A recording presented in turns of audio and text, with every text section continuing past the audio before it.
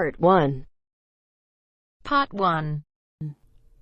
You will hear a conversation between a customer service representative and a customer who demands a full refund. First, you have some time to look at questions 1 to 4.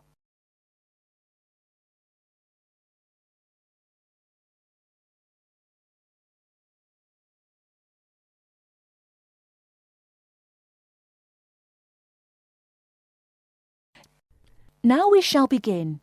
You should answer the questions as you listen, because you will not hear the recording a second time. Listen carefully and answer questions 1 to 4. Hello and welcome to Under Pressure Enterprises Customer Service Department. This is Kelly. How may I help you? Yes, I'm calling about one of your rice cookers I just purchased. What seems to be the problem, sir? Seems? There's no seeming about it. The blasted thing shoots hot steam all over the place, that's what. It nearly scalded my hand when I went to open it. Why, it could have killed the cat or something. It could have exploded and killed my wife and me. Sir, please calm down. As long as the steam escapes the cooker, it won't explode. So you're telling me there's no problem? Are you calling me a liar? Sir, no one is calling you a liar. Yes, so I demand a full refund. Under Pressure will be happy to refund your money, sir. Now, I just need some basic information. Okay. Sorry, I do tend to get a little hot under the collar. My wife tells me to slow down. So, what do you need to know? Sir, don't worry. I just need to ask you the model number of the cooker. Where are my glasses? Here. Let's see. It's R242. R242. Okay. And how much did you pay for the product? £89.99. It was on sale, I guess I should tell you. Thank you, that's honest of you. Now, where did you buy the cooker? Which store and which branch? At that big Electric Life appliance store downtown. The city centre branch? That's the one. And you say the problem is that the steam escapes? Yes, it does. No problem, sir. If there's steam escaping, clearly the cooker is broken or defective. So we have an R242 cooker with an escaping steam problem. It was bought from Electric Life City Centre branch for $89.99. Is that correct? Yes, that is correct. Oh, I nearly forgot. When did you buy the cooker? Just as soon as my wife got the crazy idea she'll live longer if she stops eating good English food, roast beef and mash. No, all she says she wants is rice and vegetables and sauces you'd not soak your feet in. Before you hear the rest of the conversation, you have some time to look at questions 5 to 10.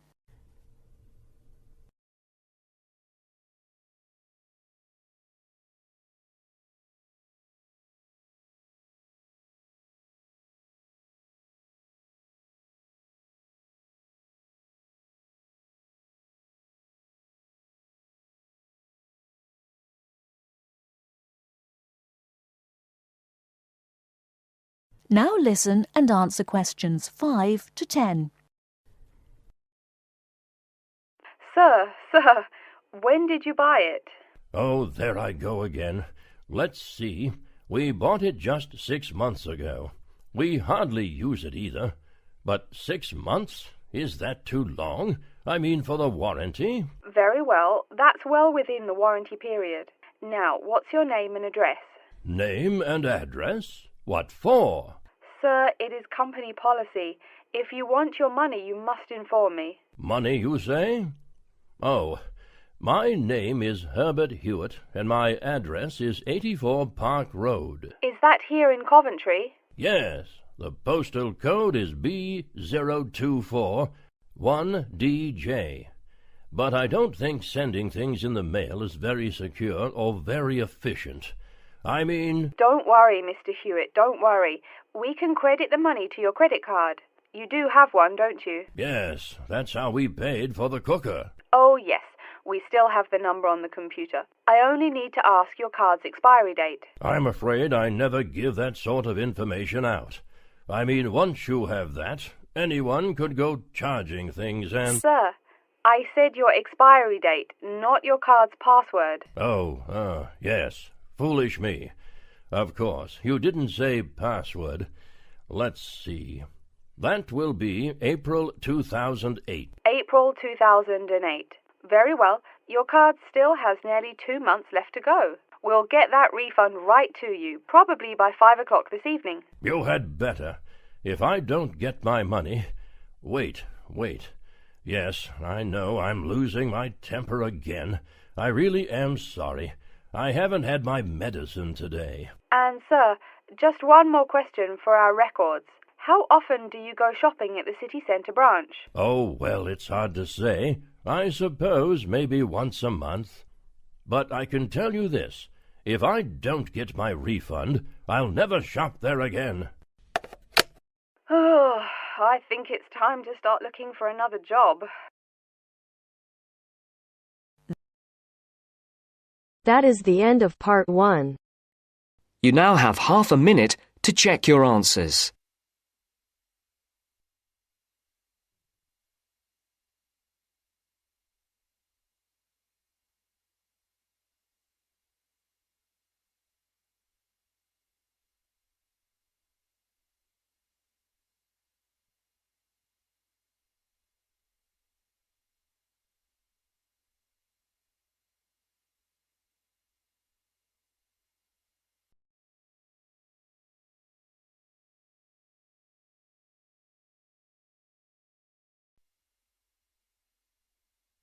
Now turns to part 2. Part 2. You will hear a man talking about areas for growing vegetables in towns called allotments. First, you have some time to look at questions 11 to 17.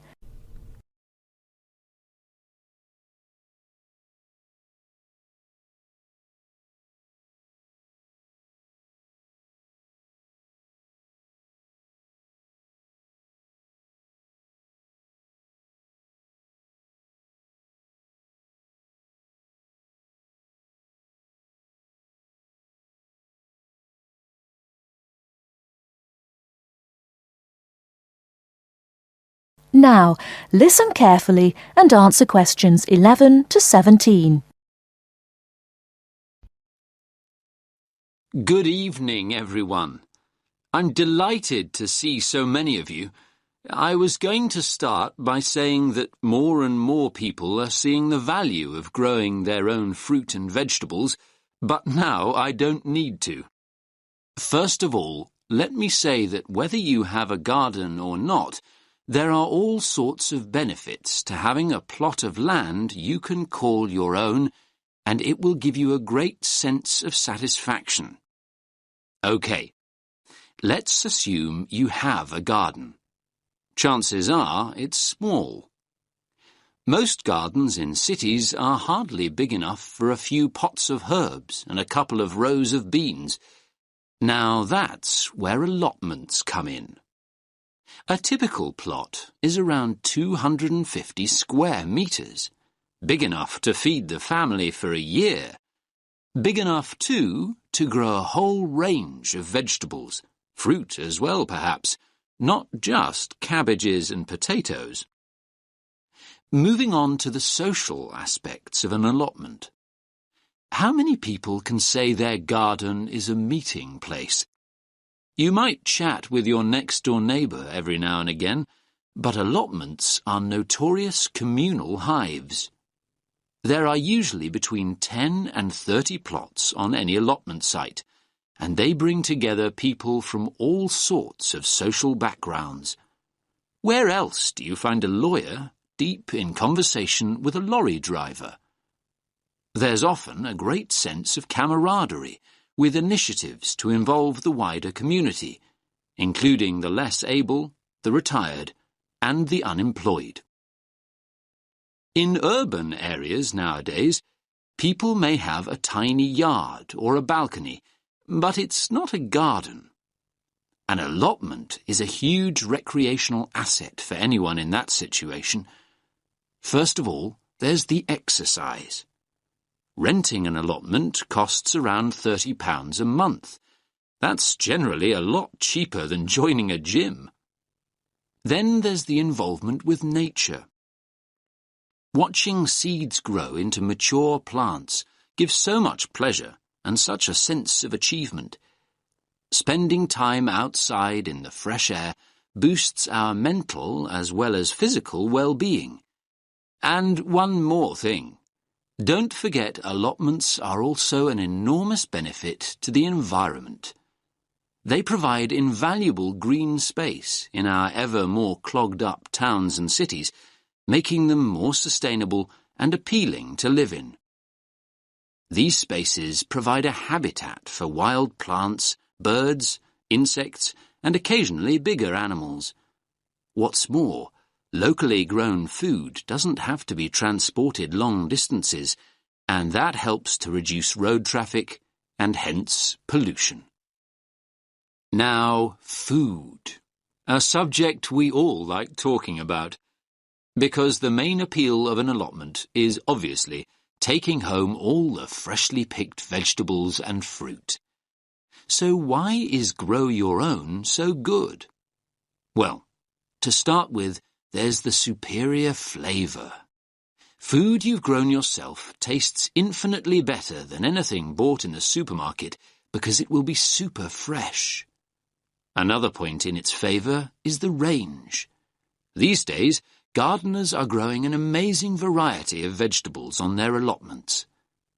Finally, there's the bonus of knowing that the produce you've grown is organic.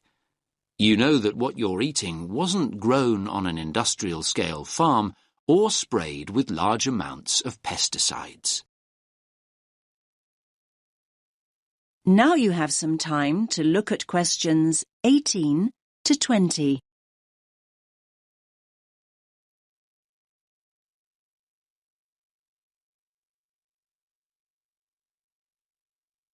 Now listen to the next part of the talk and answer questions 18 to 20.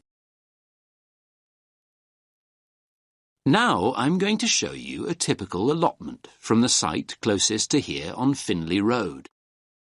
Let me just get this image up. That's it. Can everyone see? So, as you can see here, each plot has a fence around it and its own gate. Between the beds are grass walkways. That means you can walk in and around comfortably and not get your boots too muddy.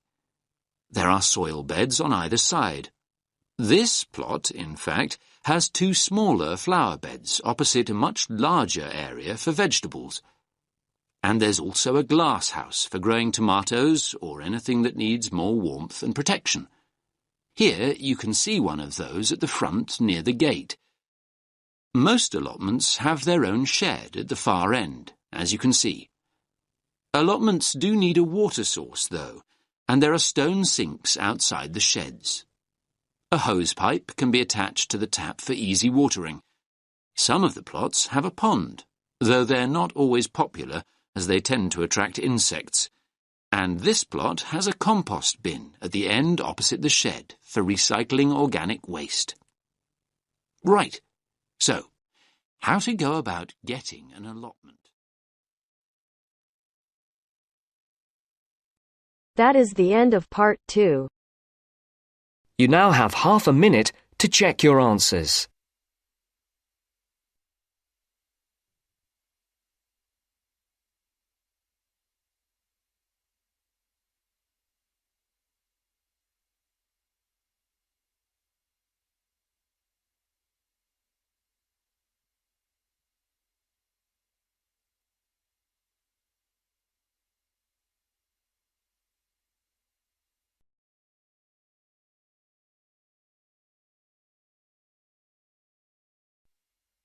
Now turns to part 3.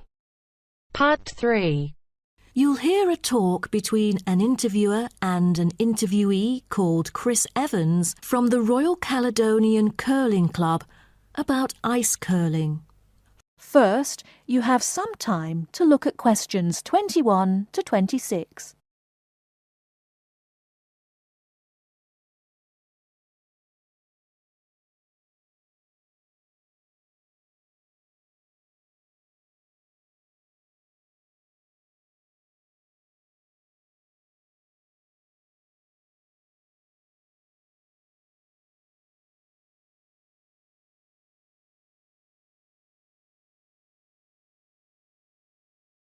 Now listen carefully and answer questions 21 to 26. Today, we're pleased to have on the show Chris Evans from the Royal Caledonian Curling Club. Now, let's welcome Chris to tell us something about ice curling. Chris, please. Thank you. It's my honour to briefly talk about ice curling here to all of you. So let's start with what curling is. Curling is a sport in which players slide stones on an ice rink towards a target area which is segmented into 4 concentric circles. 2 curling teams consist of 4 players, the lead, the second, the third, and finally the skip. The captain of the curling team and its players will throw their stones in the order stated above. Each team has 8 stones. The purpose is to accumulate the highest score in the game. Points are scored depending on which stone is resting closest to the centre of the target area at the end of the game. The ice surface on which the game is played, or the rink in curling, is called the sheet. It is covered with tiny droplets of water that become ice and cause the stones to curl or deviate from a straight path. The curling players should slide the heavy polished stones or rocks across the ice curling sheets towards the house, a circular target marked on the ice, as I mentioned before. There are several pieces of equipment essential for a curling game, so a concise instruction will be given to you.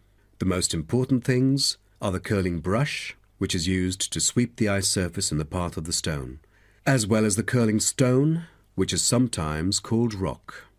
The former is usually made of horsehair, and the latter is made of granite, mainly coming from Scotland.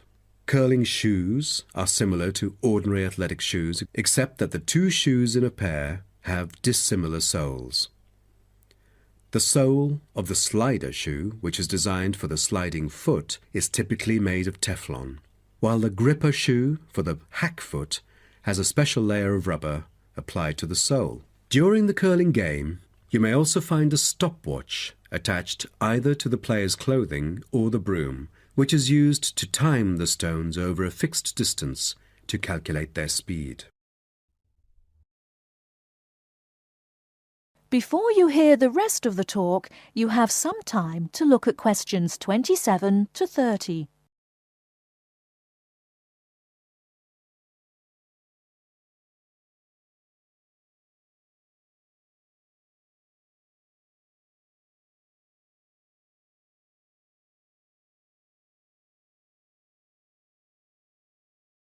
Now listen and answer questions 27 to 30.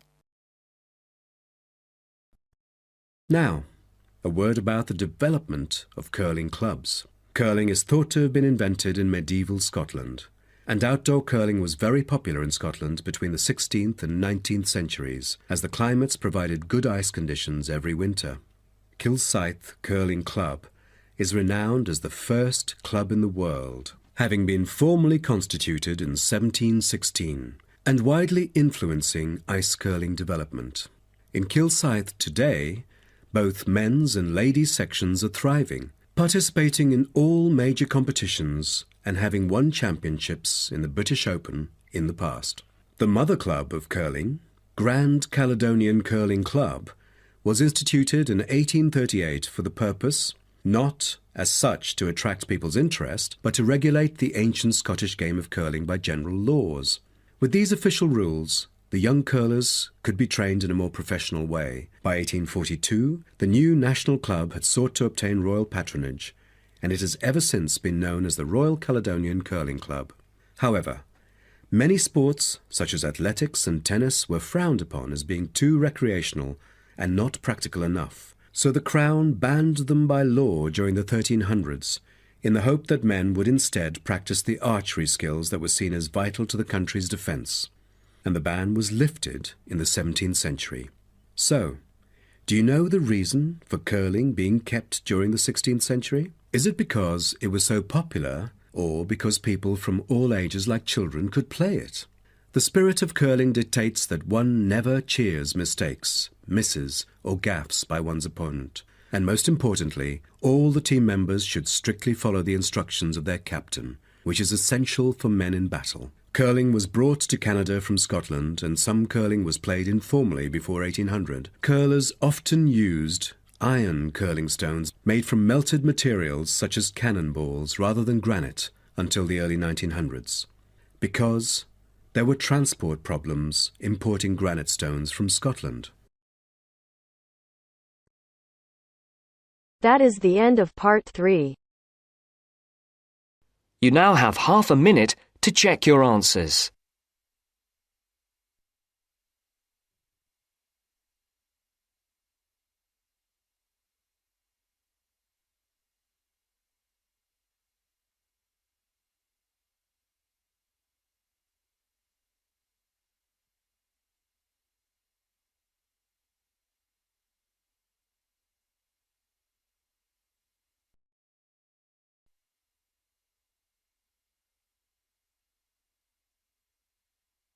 Now turns to part 4. Part 4. You will hear a talk given by a lecturer in the art history department.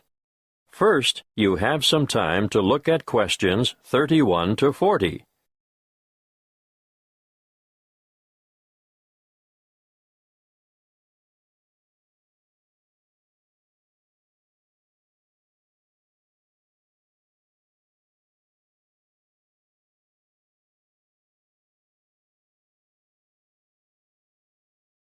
Listen carefully and answer questions 31 to 40.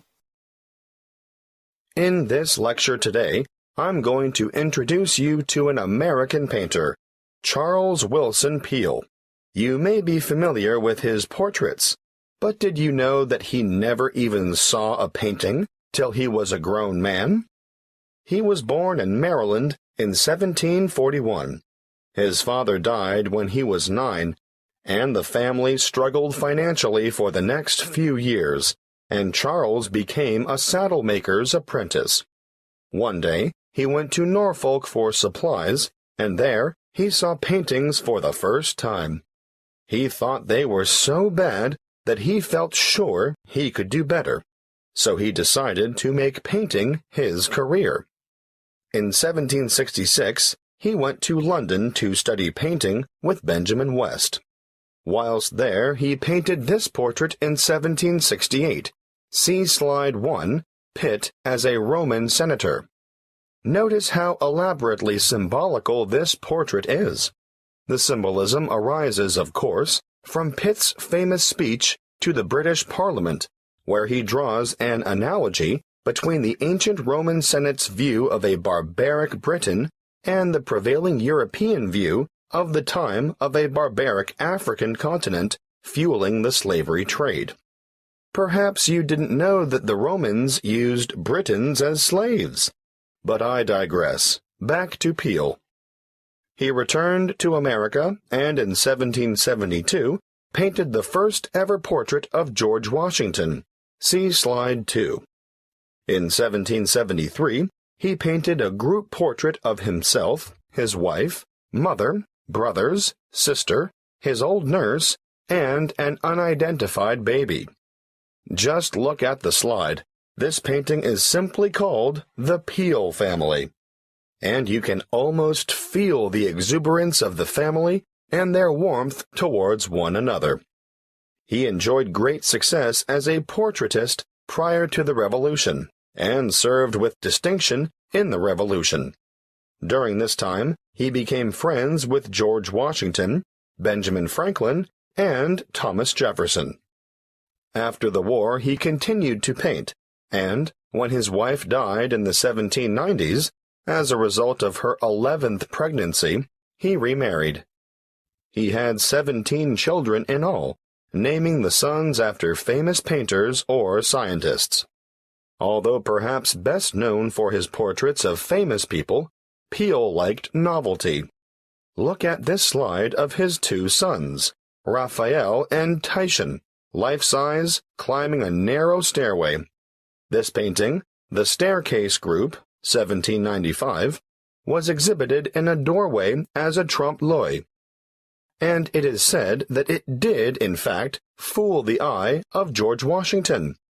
Even as far back as 1772, we can see his desire for difference in Rachel weeping. It's a rather macabre portrait of his first wife crying over the death of one of their children, their daughter Margaret. I'd like to show you one more slide to demonstrate his innovative approach. This is a portrait of his brother, James, sitting at his desk at night, with only his face illuminated by a lamp. This was painted much later than the others, in 1822. You know, Peale believed anyone could learn to paint, and he taught painting to his brothers, sisters, sons, daughters, nephews, nieces, and other relatives. 4 of his sons, Titian, Rubens, Rembrandt, and Raphael, became painters, as did his brother James. Before I finish, I'd like to tell you a bit more about Peale. He was active in politics for several years, and throughout his life he maintained a lively interest in many branches of science. He was also an inventor who gained patents for a fireplace, porcelain false teeth, and a new kind of wooden bridge. He collaborated with Thomas Jefferson on what was known as the polygraph, a kind of portable writing desk. But it wasn't any ordinary desk. This one could make several copies of a manuscript at once. He also wrote papers on a wide variety of subjects, from hygiene to engineering. Oh, and he also tried his hand at inventing a fairly primitive but innovative motion picture technique, new types of eyeglasses, and a velocipede, which is a precursor to the bicycle. Now, some of the original velocipedes had pedals and some didn't. You sort of scooted along on them using your feet. Unfortunately, I can't remember which type it was that Peale worked on. He's also remembered for his work as a naturalist. He established the first scientific museum in America, and he even invented his own system of taxidermy. For those of you who aren't sure what taxidermy is, it's the art of preparing, stuffing, and presenting dead animals so that they appear lifelike. He was also well ahead of his time in that he placed his animals in a simulated natural environment. His most magnificent exhibit, however, was the complete skeleton of an extinct mammal known as a mastodon, which he helped excavate. The event was memorialized in his extraordinary painting, The Exhuming of the Mastodon.